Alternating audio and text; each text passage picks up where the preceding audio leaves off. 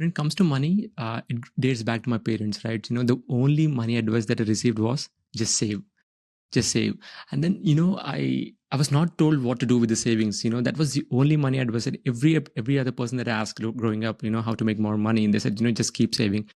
However, I started following the traditional advice, and then I did the math. Once I got my first job, I did the math. So to save $1 million, on a 100K salary, it would take me decades, and I was like, okay, there's something wrong with this. And then I started looking for answers, and there's a backstory to it as to there's a specific moment where everything like kick-started.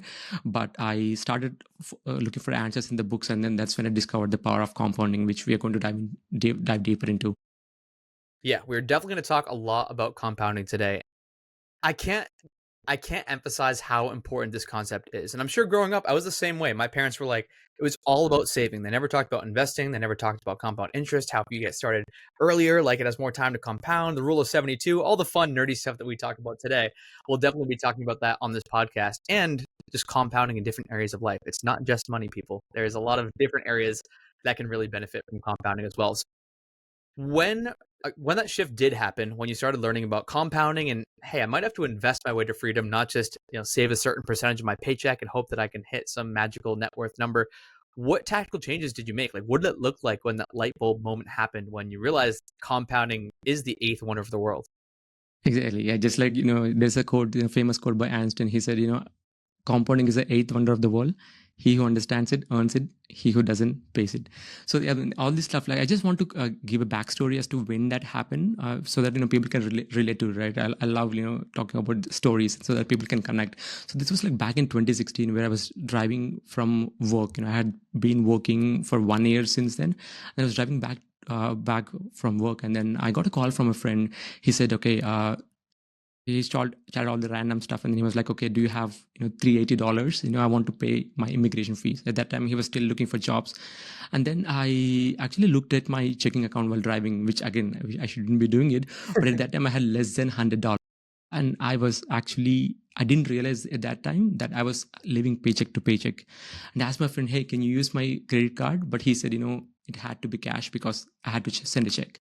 And I felt really ashamed. I was embarrassed. I was like, okay, I was following all these stuff that I was taught about, right? Go to school, get good grades, land up a good job. And I was following all this path, but still I was living paycheck to paycheck. And I was so embarrassed. And then I went home and I immediately, did what everybody does, just Google like how to stop living paycheck to paycheck. And then at that time I got like bunch of blogs. At that time, this was like back in 2016, where blogs was still a thing. So I got a bunch of blogs, and then I was devouring for information, from that blogs. And then that next morning, I was like, okay, I need to go back to office, and then I have this commute time, right? So I wanted to utilize that commute time, and then I found a podcast where this podcast was reading blogs for me. So it's like Optimal Finance Daily. Mm-hmm. I don't know if it still exists, but this is Still back. exists. Yeah, one of my friends is the host of it. Yeah. Oh, interesting, Still exists. interesting. Yeah. So they were reading these blogs to me. I was so excited, And then there is this one author that kept coming up, Ramit Sethi. He kept coming up on this podcast, right?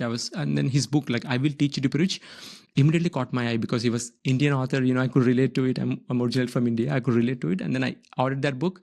And I finished that book in a weekend. And then in that book, he mentioned about this concept of compounding and how somebody who starts investing at 25 versus 35, how that massive difference when it comes to starting early, and then the principle of compounding. And to answer your question as to what tactical changes I made when it comes to compounding. So first I realized that okay, saving is not the only thing that's important when it comes to growing your wealth. And I love 80-20 principle, like applying to any area of my life. I love 80-20. So what I did was like, yeah, I listed out all my expenses and then did 80-20 on it. And then basically 80% of your expenses come from 20% of your items, right? And for that, for me, or for majority of people, it was like housing, food, and transportation. So those are the three areas that I immediately started optimizing. And then we can talk more about like what exactly I did. But yeah, that was my thought process.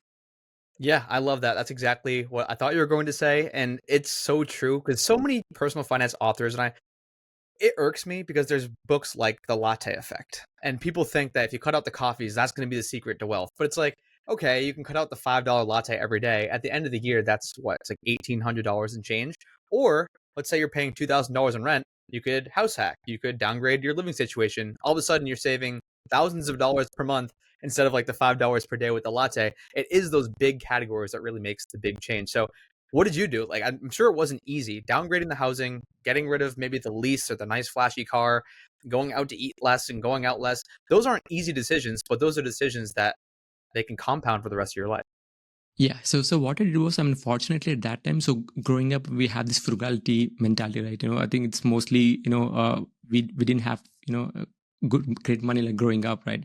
So frugality was, something that I think I'm a natural saver, but again, so I was also at that time I was also looking for these small ways to save. I was not focusing on the big stuff. I was trying to match, what my friends were doing. All this, just understand, like, I want to look like them, but I was saving money on, just like you said, like, coffees, pennies, and all that stuff. And that was not moving any needle, right? Because I was still living paycheck to paycheck. So what I did was, and at that time, fortunately, like, so I was living with my friends, and then I at that time I didn't know I was house hacking. There's a term, house hacking. I didn't know that. So that is something like, for almost like 7 years of my financial journey, I was paying less than $1,000 in rent, and that's a big saving when it comes to expenses, right?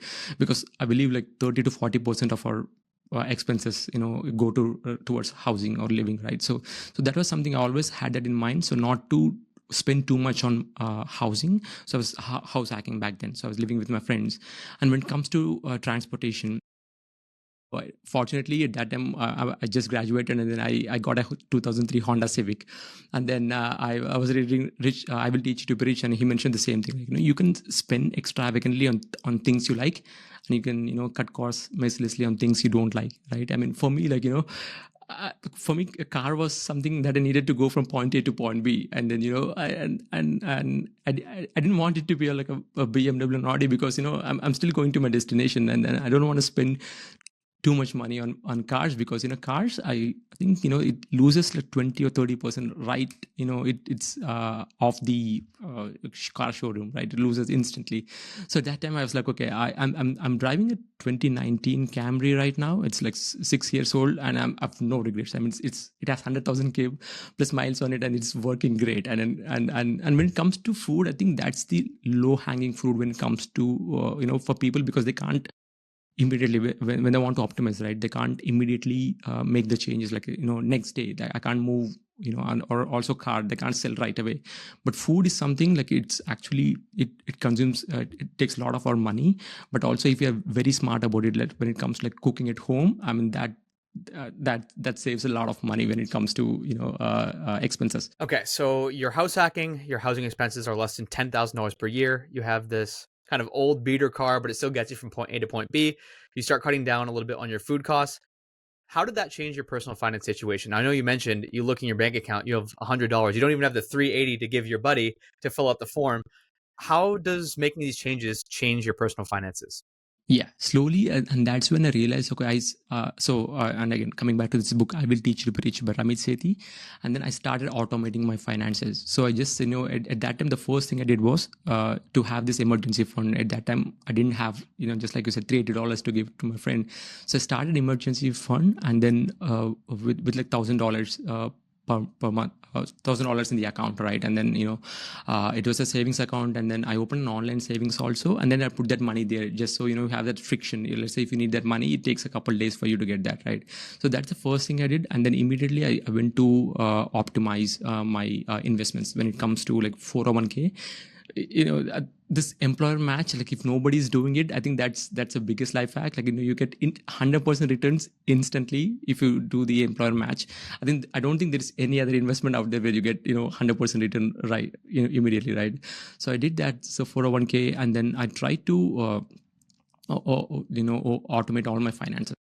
because I feel like, when sometimes, we have these moments where, we get the excitement, we get the inspiration to start, but slowly, life gets in the way and then we lose off track, right? And that's where this automation comes into picture. So automating money, I still use the principles now. Like all my money is automated. I just don't think about it. I just like look at my money, like my net worth, maybe once a month, just to see if it's going on the right track.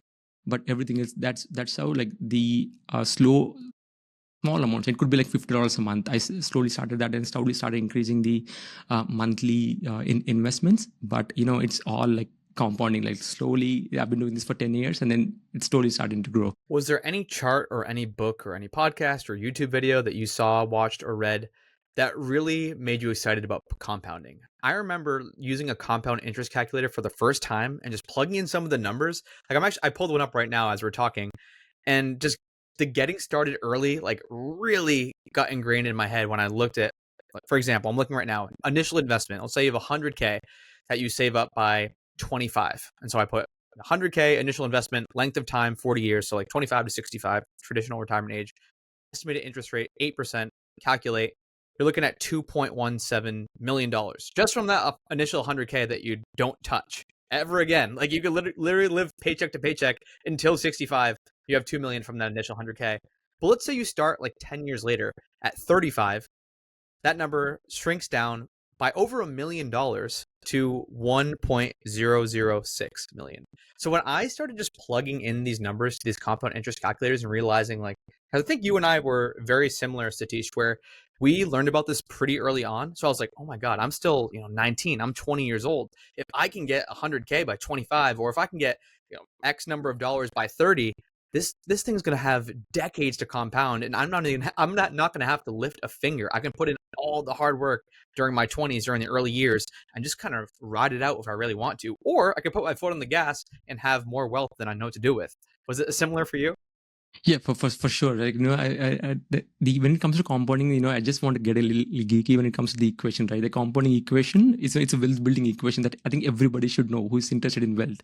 I think like money touches almost every part of our life, and then everybody, should know how this wealth equation works. Because it's going to be mind blowing. Let's say the compounding equation, right? It's like P times 1 plus R the whole power n. So that's the compounding equation. And then what people understand is when it comes to wealth building, they expect high returns in short amount of time. So they're trying to get higher returns, which are, and then the n is the one that's in the exponential, right? And they want to decrease that n. But again, like, life doesn't work that way, right? You might get high returns, in 6 months or 1 year, but can you do that consistently over the long period of time? So what I did was, I'm okay with getting the average returns, but for me, my ammo is my time. There's a quote that says, like, time in the market is more important than timing the market, right? So I knew, like, time was not in my control, because the only thing was in my control was to start, and then time will do its magic. And then returns, there's so much data that suggests that, okay, you can't beat the market over the long term, especially in the stock market. And then so the only equation I had in my control was P, which is our savings. So I instead of focusing too much on getting the highest returns, I was focusing more on improving my savings rate. And then, just like you said, I've seen this like several examples. Every time I see a compounding example, it just blows my mind. I said, and this funny, because I even ask my friends, and sometimes even my wife also, I'll just come up with some calculations, right? Just like you said, hey, okay, what if you invest like $10,000 every year for 40 years? How much do you think you'll have at 65? And most probably, like, everybody will be off, because that compounding, we are not wired to think in compounding, right? So yeah, I can point out to a ton of examples, but for me, the biggest when it comes to like compounding in not only wealth and in other areas of life was this book, Compound Effect by Darren Hardy. And that book, it has a ton of examples when it comes to not like compounding, how we can apply in real life. So I just did that calculation for those who are curious like me. So you said $10,000 a year for 40 years. So it's like $833 a month, I believe. 8% interest is what I usually use for calculations. You're looking at 2.6 million. That's at just $833 a month, which I know for some people that might sound like a lot. For other people, it might not sound like much, but that is definitely doable, especially if you do some of the big lever activities that you were talking about earlier, Sathish, like downgrading your housing or driving a paid off car that still gets you from point A to point B, or being more intentional with food, you can find that $833 a month in your budget as long as your income isn't like super, super low. And that's all you need for $2.5 million in retirement, assuming you're investing over a 40-year time horizon. Like the compound interest thing is just insane to me. One thing I do want to talk about, so we can still talk about the money stuff. I just want to make sure we have ample time to talk about other areas, because I think you do a really good job in your content. For those who aren't following you everywhere, the compounding project. You also talked about you also talk about health, you talk about self-help, you talk about all these other areas that also benefit from compounding. I think when most people think about compounding or compound interest, they think about money, but there's a lot of compound interest that comes with other facets of life as well. And it's often the million small steps, not the one giant leap, that propels you to amazing outcomes. All right. Yeah. When it comes to just like you said, the only time when I heard about compound was during my school. It's compound interest, and I thought it was just get good grades and then that's it. I never thought it couldn't be applied in real life. And then again, I read I Will Teach You to Preach and said, okay, you can apply in money. But after reading this compound effect by Darren Hardy, so he talks about like how you can apply this principle in any area of life. So this is this famous quote by Naval Ravikant where he said, most of the benefits in life come from compounding. It could be health, it could be wealth, it could be relationships, or it could be content creation also. All these benefits come from compound interest. So let's take for example, when it comes to health, Peter Attia in his book Outlive, he has this beautiful graph where he says, on the x-axis he has this age, and then on the y-axis he has the quality of living. Mostly we have seen people who don't take care of their health, they don't see that health declining immediately, but after like 65, 70, the last 10 years, health declines significantly, and that's actually compounding working against you. If you don't take care of your health, that the decline is so rapid that you almost feel like we have all heard about the stories, right? When somebody who's like good in their 50s, and then in the last decade they spend most of the time in the bed and stuff, right? So compounding not only works in wealth, but also when it comes to health. There is this famous example in compound effect by Darren Hardy. Let's take two people, person A and person B. So person A, he wants to let's say take care of his health, and then he tries to cut down just 120 calories per day, like nothing huge, just 125 calories less. And the person B, he just got a new job and he tries to enjoy his life, and then he just eats 125 calories more, like nothing, no drastic changes, right? And then they keep doing this consistently. Let's say after 5 months, both persons look alike. After 10 months, they all look alike, like no changes. If you were to tell them that they're making these minor changes, then nobody would believe them. And then after 15 months, no changes. After 18 months is when they start to see some changes. And after 25 months, the changes are startling. And then after 31 months, you won't believe, like both people are 67 pounds apart. Like, one person has lost 33.5 pounds and the other person has gained 33.5 pounds just by cutting 125 calories. Because just like you said, we all think that okay, massive success result requires massive action, but it's actually like small steps will result in significant actions, and it could be applied to even self-help also. Let's say if you read one book or say 1 page a day, that might not be a lot, right? 1 page a day, what would happen? But that's like 365 pages, which means like you can read 2 books in 1 year. Like it takes 5 minutes, but all these things add up, right?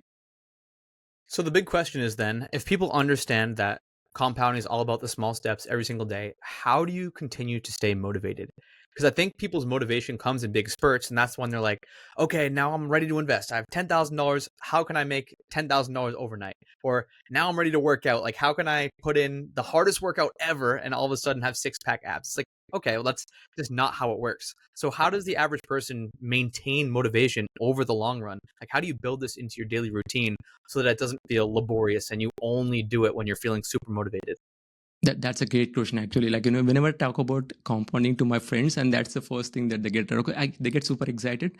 And then, after 6 months, after 6 weeks, they don't see the results, and then they will just give up. So Yeah. for me, I always like to focus on habits and systems versus like focusing on results, right? Let's say for when it comes to health, I try to actually like instead of say having these outrageous goals of okay losing like 60 pounds in 6 weeks or whatever, I would focus on hitting the gym like 3 to 4 times a week.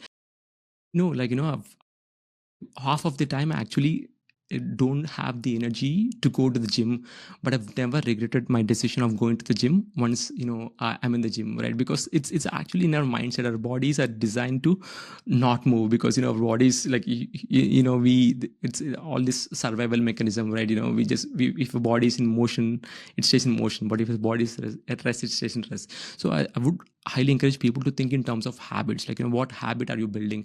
And then of course like in the initial the compounding, right? The compounding, the returns are actually delayed. In the initially it feels like you're not making any progress, but actually if you for me, I have an accountability buddy. So when it comes to health, okay, it's I know, I understand, like you're not motivated 100% of the time.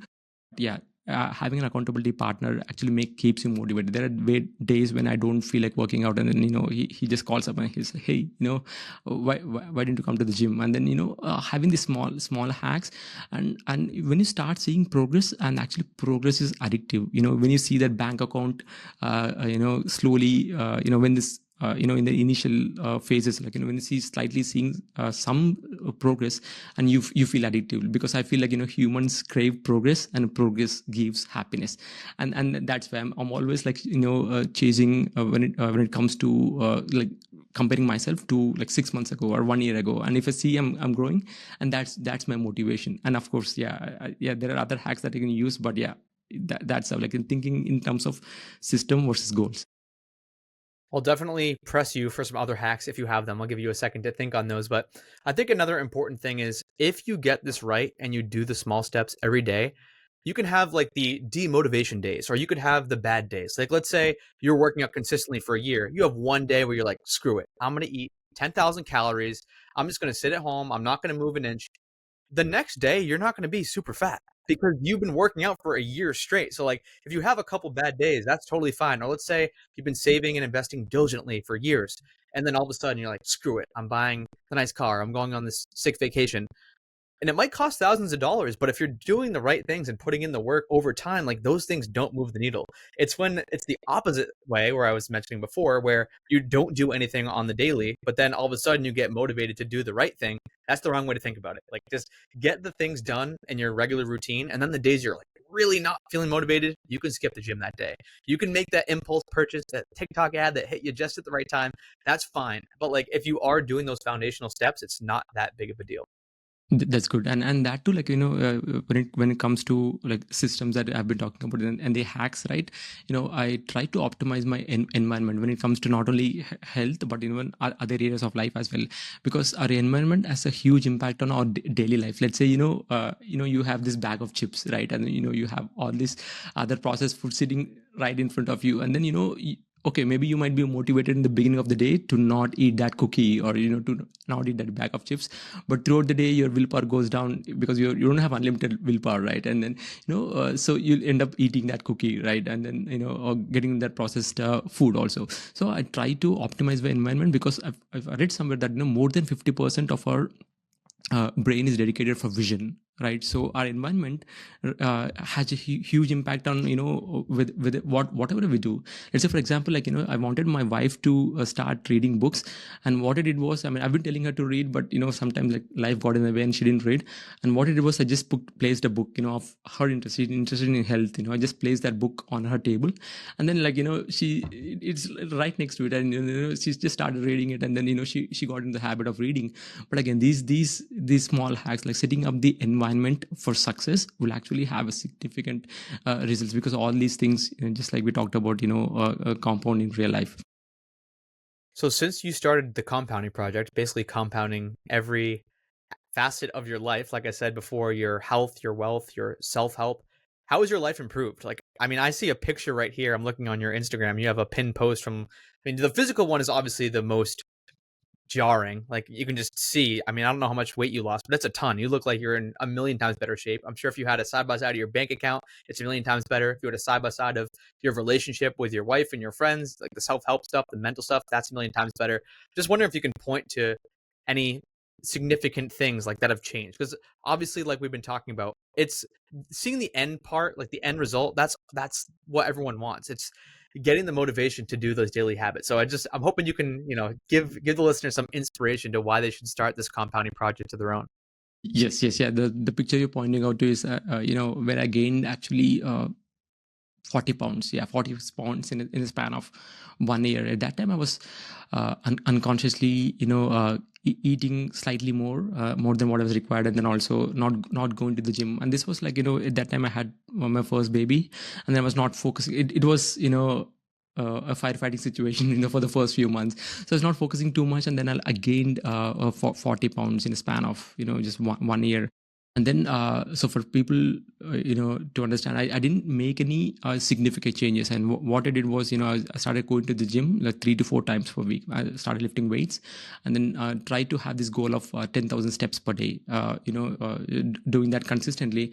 And then over a span of, I believe 1 year, I lost that 40 pounds. And then I'm very close to getting my photo shoot when it comes to a fitness photo shoot as well. So it's not like looking at the final picture, it might seem like, he has amazing motivation and he has, tons of willpower. But, I'm a human being, just like you said, during Christmas, I go nuts when it comes to my food or, my like exercise or anything. But again, so that's a transformation for health. Like I lost 40 pounds and I'm almost close to hitting my 10% body fat when it comes to health. But when it comes to wealth, when I first started investing, so I had this goal of becoming financially independent by age 35. So in 10 years, so I started my journey at 25, and then at 35, I need to have that was my goal, to have $1 million by age 35, and then. And I got married, I got a kid, and then now we revised our FI goal because we thought, okay, now our expenses have gotten a little higher, so we have this new goal of $2.5 million by the age I'm like 40. So I have this goal, okay, by 40 years I should be hitting 2.5 million, and we're just we're very close to hitting that $1 million goal. And that's for me, to make the first 100K, it took me 3 years to make the first 100K. But right now, I mean, the compounding is actually working for me. Like I don't have to lift a finger and then we could make that 100K in 6 months, because the compounding is just working for you.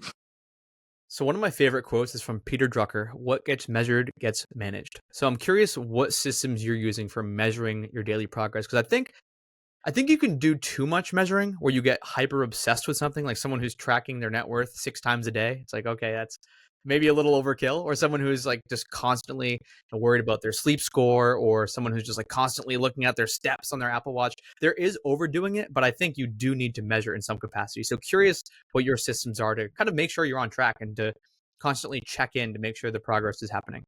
Exactly. Yeah, I'm obsessed with actually spreadsheets. I mean, I'm actually, I cut down a lot when it comes to like tracking, because just like you said, I was over obsessed, right? So I want to focus on. I was too. Exactly. And sometimes, especially when you pointed out this sleep score, and I have this Whoop, and then if you're hyper optimize, I couldn't fall asleep because I was too focused on optimizing my sleep. But yeah, it actually worked in the other way. But yeah, when it comes to tracking, actually, I love the code that you just mentioned, because what gets measured gets improved, right? And then after years of tracking, I actually boiled it down to 3 specific areas in these 3 areas of life: health, wealth, and wisdom.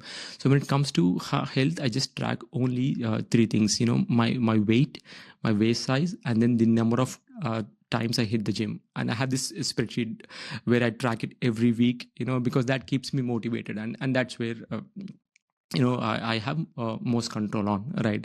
And then so I wear a Whoop band, just to track my sleep and then my recovery and my strain, because it keeps me motivated. Like if I have to hit hard in the gym, if I have a green recovery, then okay, you can go faster the next day, right? And that's for health. And when it comes to wealth, I mean, I mentioned this before, but savings rate, I'm huge fan of savings rate, because that's the thing that I have most control on.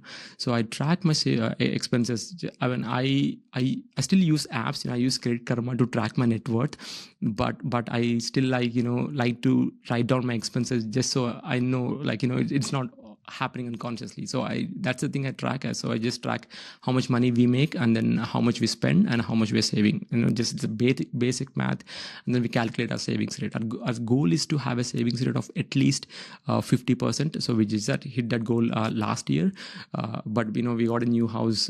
We can get that into later. But yeah, we got a new house, and then our savings rate have decreased. But again, still it's not a huge decrease. We are at like 40% savings rate.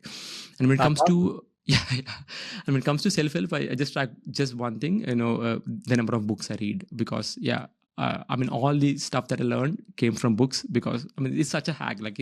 If the people who are listening, who they don't have the habit of reading, I would highly encourage them to read, because each one book, a right book at the right time, can transform your life. Right? This one book, it could be like 10 years worth of author's experiences that you can just buy for $10, and you read in less than 10 hours, and it can transform your life. So yeah, these are the three trackings that I do in each area of life. So I want to take a slight turn in the conversation, because I just love what you've done with the compounding project. When did you start this, by the way? When did you start producing content? Oh, so it happened in 2022. So I'm obsessed with podcasts. I've been listening to Tim Ferriss show, and also Choose FI podcast, and during my commute, right? And then I thought, okay, I started implementing all these principles in my life, and then I was just curious. Everybody has a story. I thought I wanted to share my story. So in COVID, I've seen a lot of Instagram pages, where they were talking about their learnings, and also the learnings that they got from books, right? So I thought, okay, I'll just start. But I was so conscious about myself that I was like, okay, what would people think? I was so scared of like what would people judge of me. So it took me 2 years. So from 2020 to 2022, I was, I had all my ideas written down, everything. Like, you know me, like I'm a spreadsheet nerd. I have all the ideas in my spreadsheet, but I didn't hit publish. So I didn't do that. And then so my wife one day was like, what are you scared of, right? And then I thought that, okay, maybe I'll just, post and then see what happens, but at that time, I just got a couple likes, and I knew I knew like people would not care. I thought, okay, at that time I realized everybody's busy, taking they're more worried about their life, and nobody cares about your stuff, right? So I thought, okay, that was my inspiration, and then I just kept on going. Yeah, started in 2022 my Instagram page, and then my compounding project podcast in 2024. Well, I'm very glad you started it, and it is the most freeing feeling ever when you realize that nobody cares about you and what you're doing. It's like, it's sad, but at the same time, it's freeing, because you can just put whatever you want out there, and the right people will get attracted to you. Sometimes you get trolls and haters, but for the majority of the time, it's all sunshine and rainbows.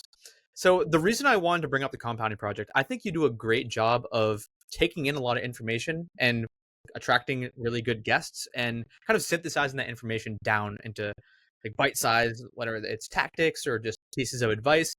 So I guess the first thing, this is pretty open ended, but you can talk about whoever you want and whatever. It doesn't have to be money related, but do you have any guests, like maybe just a couple of guests who had really big impacts on you, like after you talked to them or after you read their material or interviewed them, that right after that interview, you started making changes in your life based on things that they said? Or maybe there was just like one quote that really stuck with you that you constantly think about to this day. Yes. So I have this guest, Nick Hutchison from Book Thinkers. He was on the podcast for two times, actually. The first time he talked about the power of books. And then the second time he talked about like how he biohacked his health. His calendar age is 30, and then his biological age is 21. So he decreased, his biological age by 9 years. So I'm very impressed by a few quotes that he mentioned in the first episode of the podcast, where so the successful people, they have actually a pattern when it comes to being successful. Like they're passionate about a topic, and then they would just put consistent efforts and then see those results get compounded, right? And then that actually got stuck to me, because if you look at any successful person, right, they didn't become successful overnight. And we always look at the end result, but they've put like years, if not decades worth of effort into their passions, and then we all see the final result. So that's when I was like, okay, I need to focus more on what I'm putting, and the area that I'm passionate about, and the amount of effort that I'm putting, and then the compounding will do its magic. So that one episode, is one of the foundation episodes when it comes to compounding project. Awesome. All right. Well, I will definitely link that up in the show notes. Now I have some other things, because if you scroll through your Instagram, a lot of them are like, 5 best books for this topic, 5 best podcasts, 9 best apps for this and that. I'm going to give you a softball, a layup here, and I want to hear, and you can take these in any order you want so you have time to think about them. I want to hear top 3 books. This is across any discipline, any vertical. Top 3 podcasts, top 3 apps. I mean, just from looking at your Instagram page, you probably have like 100 of each. So it's going to be hard for you to really siphon it down and pick a couple. But I think our audience would really appreciate this. And I feel like you're such an avid reader and such an avid consumer of information that hopefully if there were some bad ones in the batch, like let's say you read 200 books and 100 of them were junk, you can just give our listeners the best ones to dive into. Yeah, sure. I think when it comes to the 3 books, actually, so for me, Health, Wealth, and Wisdom or Self-Help are the foundations when it comes to living a better life. So I have ton of recommendations, but if you were to give just 3, so one book on health is Outlive by Peter Attia. Love that one. Book, that book has changed my mindset. And I'm not interested in getting 6 packs in 6 months anymore. I'm just about all long term. How I'm going to live my marginal decade, and I love that book. So for wealth, I would highly recommend Simple Path to Wealth by J.L. Collins. It's such a foundational book when it comes to financial independence. Most people just talk about living a rich life, but actually Simple Path to Wealth talks about living a life that you want to live, and then how you can optimize your money to enable that, right? And then when it comes to wisdom, there are actually 2 books, but if I were to just select one when it comes to wisdom or self-help, like Sapiens by Yuval Noah Harari. I love that one. Great pick. Nice. That's also like foundational when it comes to so much of our behavior can be explained by looking at history. I was never into history at all. That was the least favorite subject for me growing up. But then I got ton of recommendations when it comes to Sapiens. A lot of people recommended it to me. I was like, okay, I read that book, and it's mind blowing. And then I keep rereading that book because the concepts are so foundational that looking at our hunter gatherers. Yeah, I can talk forever about that book, but when it comes to podcasts, I thought for sure, Sathish, that you would mention Atomic Habits. We'll give that one an honorable mention, because I've seen that on your Instagram page a lot, and we were talking so much about habit and routine today. But honorable mention number 4. for sure. I mean, I think so. Yeah, that's actually good one that you mentioned, because Atomic Habits impacts almost all areas of your life also. If you want to improve your health, read Atomic Habits. You can build good habits, healthy habits, right? And then when it comes to wealth, building wealthy habits, and also when it comes to reading, right, it impacts almost every area of your life. And then I started since beginning I started mentioning Atomic Habits, and people were like, okay, we need more. And that's why I stopped recommending Atomic Habits, but that's such a foundational book for sure. And then when it comes to podcasts, I listen to a ton of podcasts. I mean, lately I've been listening to Dairy of a CEO a lot. Dairy of a CEO by Stephen Bartlett. Yeah, and that one is basically it's conversations with in multiple areas of life. It's not just health or wealth podcast, but what I love about that podcast is Stephen talks about all the stories. He wants to know the story of humans, and that's how I got connected to multiple stories. And then of course, Tim Ferriss show that has transformed my life, and I haven't been listening to it lately, but yeah, it's something that I've got ton of podcasts that I re-listen to also. And then if I were to pick one more, lately I've been watching a lot on content creation. So this Colin and Samir show. Those guys are good. Yeah, on YouTube. Yeah, that's a good one. Yeah, and then for the apps, yeah, I'm like I've like ton of apps that I use to optimize my life. But if I were to pick just three, so the first one is fantastical calendar, because I my for me, like, Fantastical calendar? yeah, I never heard of that fantastical, one. yeah. Okay. So it's basically, you can create all these calendar events just by you typing, you just speaking into it, right? Hey, let's say, okay, yeah, okay, dinner with Cody at 9 p.m. If you just say that, and it just created calendar event. I used to use Google Calendar a lot, but now this app is like a game changer.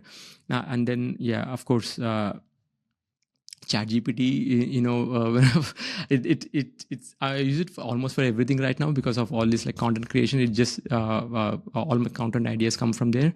And then the last one is Todoist for Todoist, my, yeah. yeah, Yep. for my daily actions. So I mean, like, when it comes to content creation, actually I realized that when I sit down and write stuff, I run out of ideas. But most of my ideas are actually outside my room, right? Whenever I work out, or when I'm in the shower or anything. So that's why whenever I get an idea, I just input that into Todoist. So Todoist is my like second brain. And then later I just sit and process all the tasks. Either it goes to Notion, or it goes to, like, Google Notes or anything. But yeah, Todoist is my like second brain. Any idea, any like meeting, anything, it just goes in there.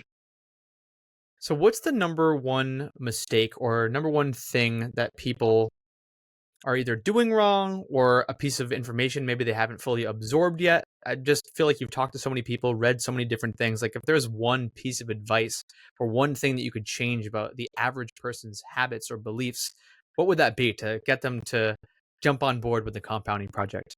Yeah. So this is with respect to, since it's a wealth podcast, so I would say, I always thought investing was only for the rich people. Like, even like whenever I talk to my friends, right, they just scared about this stock market. Especially, I'm big into stock market, and growing up, I thought, stock market is gambling, and even thought, like, until 25 years of my life, I thought stock market was gambling, and then investing was only for rich people. But actually, you get rich by investing. That's it works the other way around. So yeah, when it comes to the biggest misconception that people have, like, they think they need to save a ton of money to invest, right? But actually, for compounding to work, you just need a few bucks, like a few $100.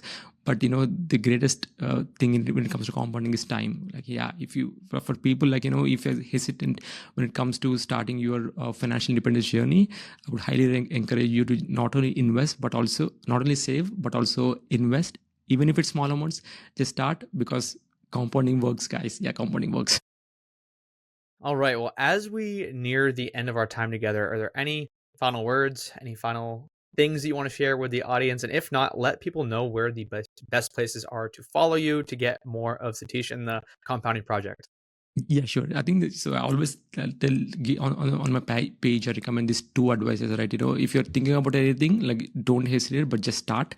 And then the second one is, be consistent. Like, if you do these two things, like, just start and be consistent, you can move mountains, right? It's just about, like, yeah, any area of our life. If I just stuck, just think about these two things, like, how can I start, and how can I be consistent. And that's one piece of advice that I would give, like, to any area of life. And yeah, so yeah, again, like, thanks for having me on this podcast. So for me, like, I'm most active on Instagram, so it's called Compounding Project on Instagram, so I can respond to any message also. And then we have a podcast called Compounding Project Podcast, where I interview guests on topics like health, wealth, and wisdom or self-help. And yeah, you have been on the show also. Yeah, so yeah, people can link me on these socials. Awesome, man. Well, it has been a pleasure having you on the podcast. I was not disappointed. I knew that you'd be bringing it with the compounding stuff. You're talking to the right audience here, a bunch of compound interest nerds. But I think talking about compounding in different arenas outside of money is equally as important, because without your health, without your mental health too, you have nothing. So you can have all the money in the world, but if both of those are broken, then you have a lot of work to do. So really appreciate you, man. Thank you so much for coming on the show. I'm sure people will get a ton of value if they start diving into all the things you have going on. You are a great synthesizer of information. You are constantly putting out new stuff. So seriously, man, appreciate you and all you're doing. Yeah, thanks for having me, Cody. Excited to be here.